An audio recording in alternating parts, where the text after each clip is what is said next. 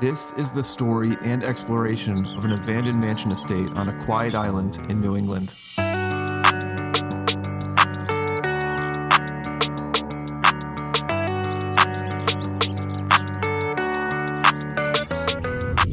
Let's start in the spring of 1904 when a young, wealthy businessman left the city to go on a short yacht trip with his family and some friends. On the way to their destination, they encountered some engine trouble, and it looked like the weather was turning sour. So they anchored in a small cove, this exact cove actually, where they went ashore and waited it out. The next day, he and his family woke up to a breathtaking view, the sun shining off the ocean from this almost private island. He decided that he would purchase 720 acres here on the north side and construct a 36-room stone mansion for his family. But tragically, at the age of 36, he died from pneumonia and never saw his dream home completed that winter. His family never moved into the mansion, and it changed ownership through the years until its abandonment in the 1970s.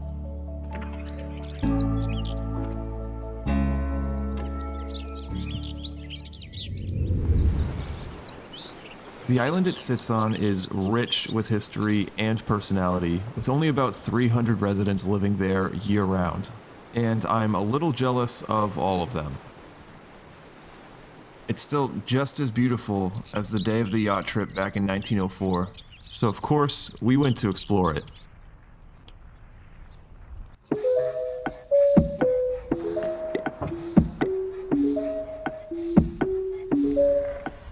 Because we'd be crisscrossing the island on trails, dirt paths, and gravel roads, we took these mountain bikes to get around quickly. We only had until sunset at 4:30 to capture everything, so time was going to be tight for this one.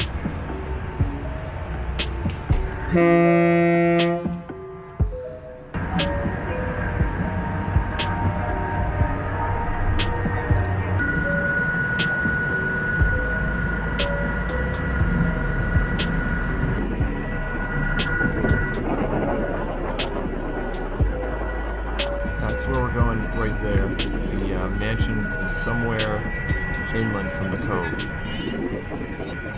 We've got about 20 minutes until we dock. We can get up to the front now.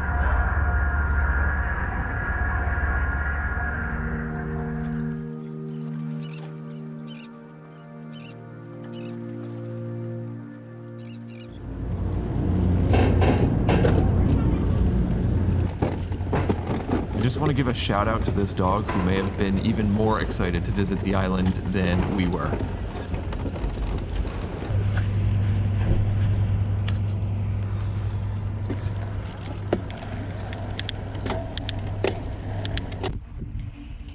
So right now we're on the island, beautiful day, and we're heading towards this abandoned mansion. It's on the north side of this island. We have to ride for about 3 miles to get there.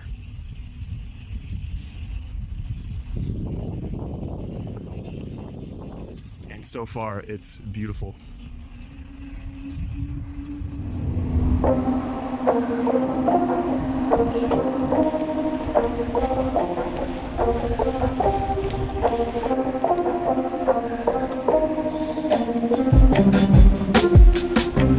This is exactly why we brought the bikes. We have about a mile to go now. What a view.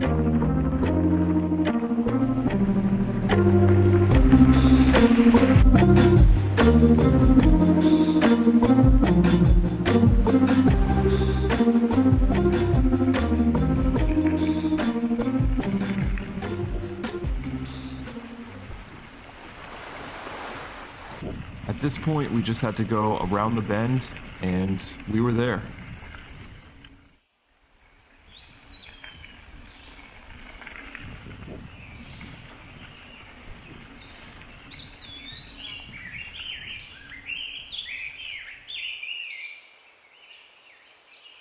You said it's a back trail, right? Yeah.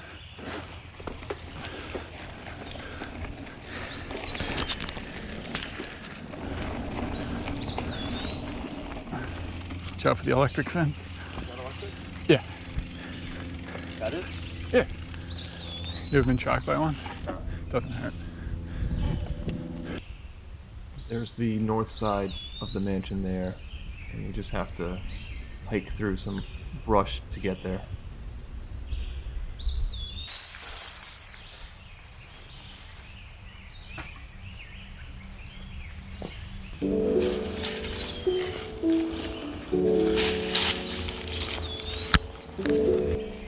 This was a big deal for me to finally be here. This place was on my list for 2 years, and the conditions had to be just right. It's not often you find an abandoned place like this completely untouched by people.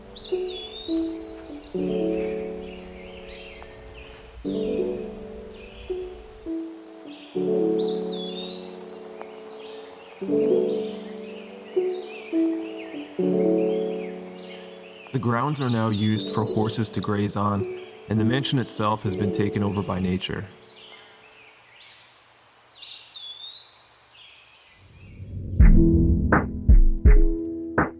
One noticeable thing missing here is the main building, which would have been in the middle here. Unfortunately, it burned down sometime in the 1970s, but was contained before spreading to the rest of the mansion. As if the journey here wasn't peaceful enough already, this place was even more serene, being on a pretty isolated part of the island.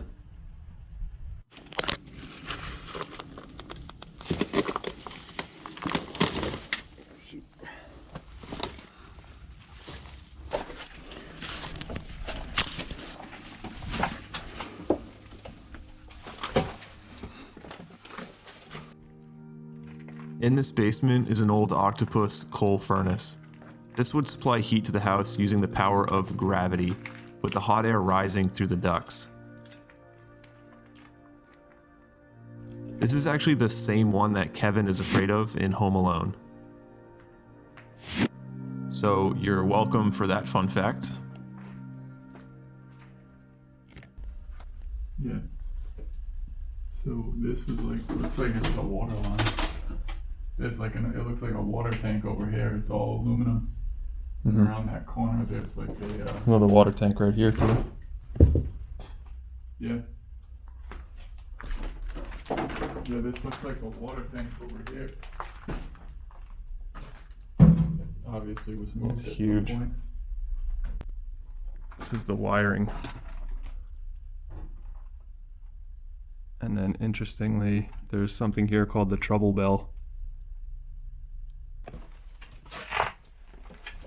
There was no way up from the basement, so we had to backtrack to get upstairs.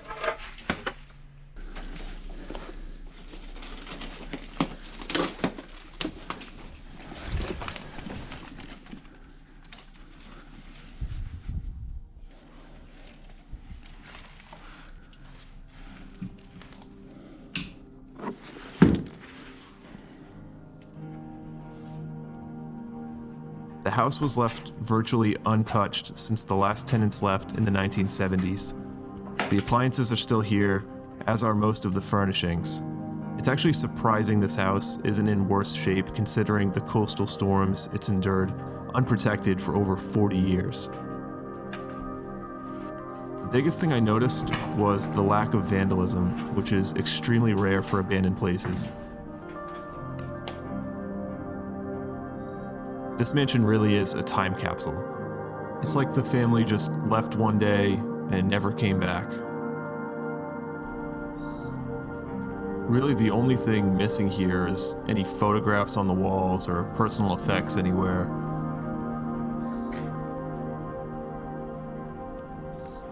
For the most part, it's just old furniture rotting in place.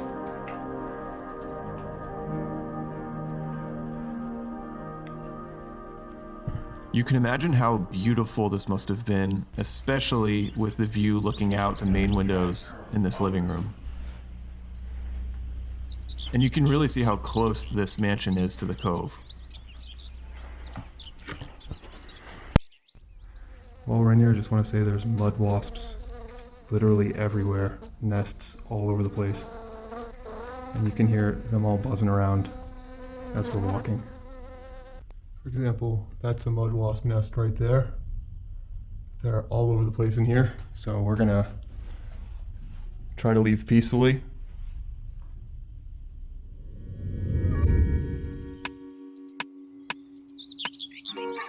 We were just in the red-roofed section of the mansion, and next we wanted to make our way over to where the fire was in the middle to see what remained.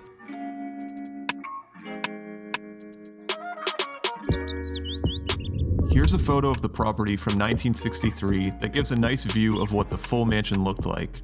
The biggest and probably nicest part in the middle is just gone now. This really had a big fall from grace. Except for the roof on the southern wing on the left here, which is still, somehow, almost completely intact today.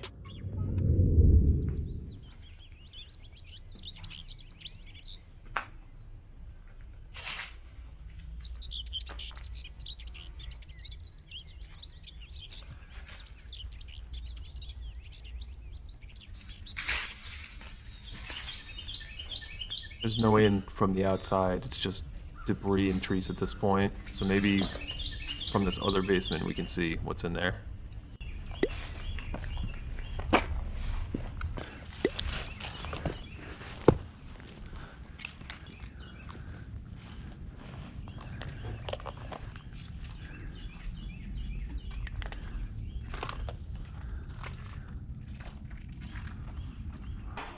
This part of the mansion contained what I believe was the dining room, this large stone hall.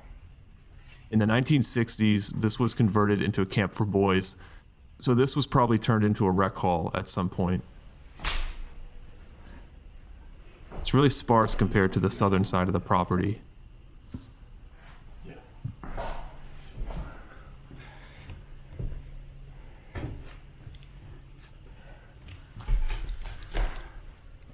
In the basement, we hope to find another view of the collapsed middle section, since it looked like there was another tunnel to link the two sides.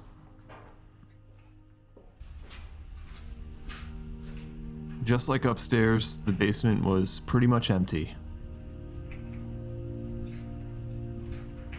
Then, through an old doorway in the foundation, we were able to get through to the tunnel that used to connect the basements.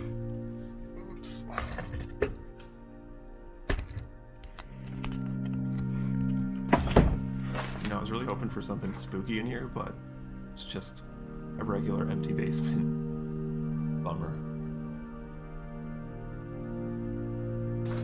Down the opposite end of the tunnel was a little bit more exciting. That's where it opened up into the collapsed middle section where the fire was. It's pretty haggard at this point, and it's so overgrown that you can't even really explore it or see anything specific in here except for the pool table that's right in front of me here. The current owners of this property actually live on this island, but there don't seem to be any plans to demolish or renovate the mansion remains, and I don't think there's anything wrong with that. It's just become another monument to the island's interesting past. It's fitting here, a quiet, abandoned place slowly rejoining nature. Our time at the mansion was wrapping up, but we still had one more place to visit on the opposite side of the island, and we had to get there quickly.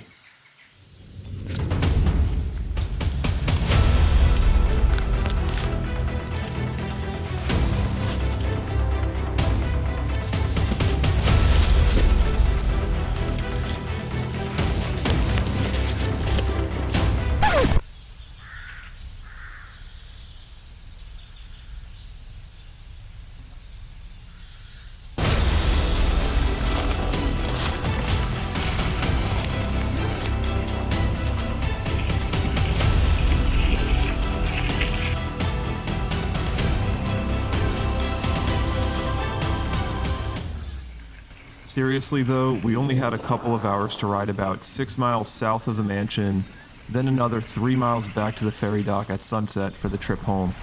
Locals told us about abandoned World War II bunkers on the island, and that there was one you could actually get inside. This isn't uncommon in New England, where many small coastal islands played a big role in the war effort. For example, this is Fort Wetherill in Jamestown, Rhode Island.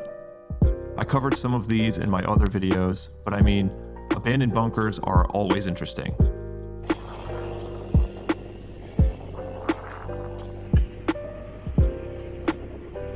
A A short boat ride from here would take you to small airfields, torpedo production facilities, coastal batteries, and weapons testing facilities.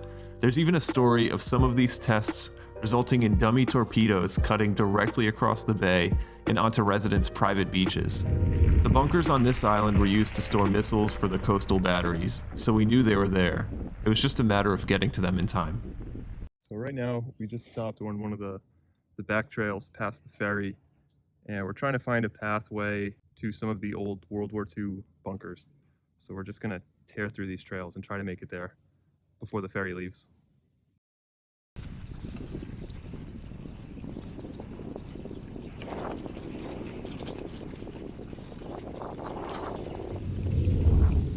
Spread across the southern side of this island are the old paved military roads used for transporting troops, gear, and ammunition. The bunkers were located off of one of these roads hidden in the woods.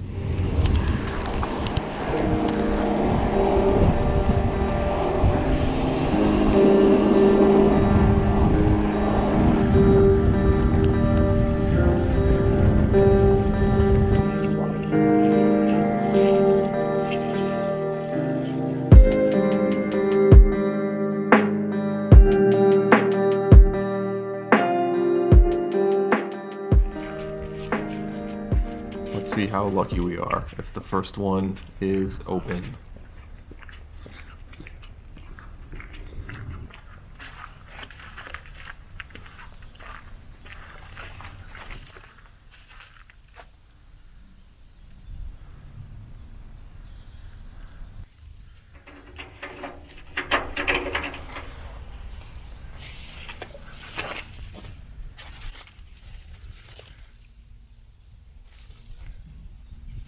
Welded shut.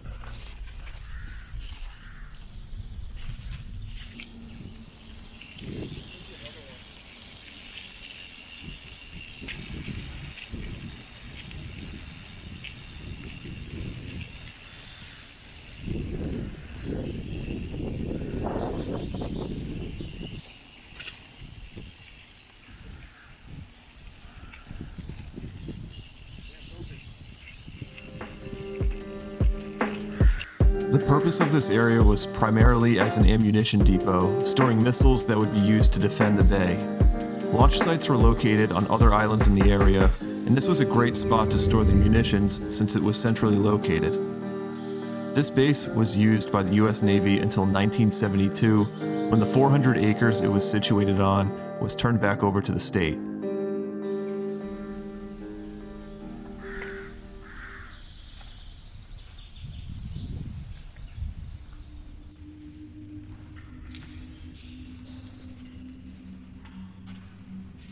Inside is pretty bare, but there's still evidence of exactly what this was for.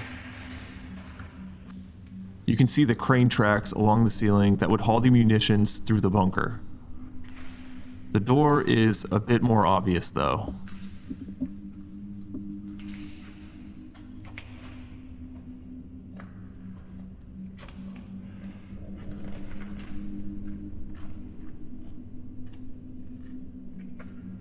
We wanted to keep exploring, but we were losing daylight and had a ferry to catch. So it's time to get back on the road.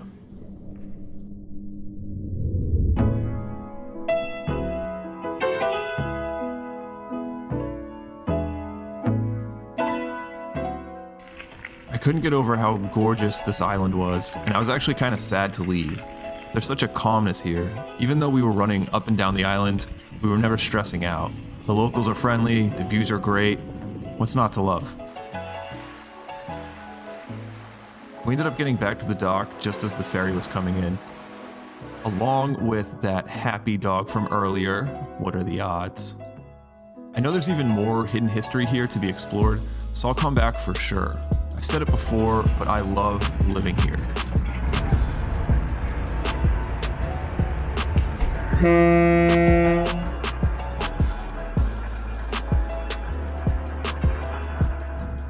Also, huge thank you to Alex for his help scoping and shooting this adventure. To see more interesting abandoned places like this, you can check out the rest of my Abandoned from Above series on my channel right now. Thank you very much for watching.